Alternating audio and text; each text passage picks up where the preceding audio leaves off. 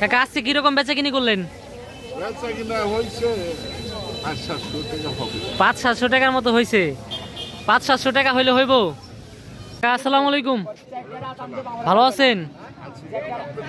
বেচা কিনি কি অবস্থা কাকা? মোটামুটি না কাকা? শীতের কি যাবতীয় সবকিছু আপনার কাছে আছে?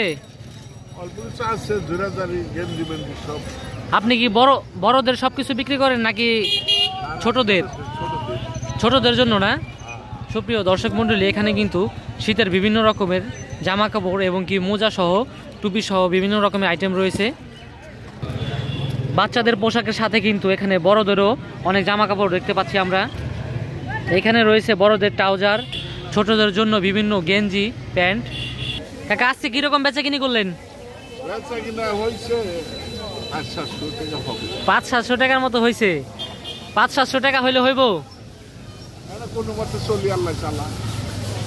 সুপ্রিয় দর্শক মন্ডলী, দেখতে পাচ্ছেন কাকার ছোট একটি দোকান ফুটপাতের মধ্যে। দর্শক শ্রোতা, এখানে কিন্তু শুধু ছোটদেরই জন্য না, অনেক রকমের আইটেম রয়েছে। এখানে আরেকজন বসে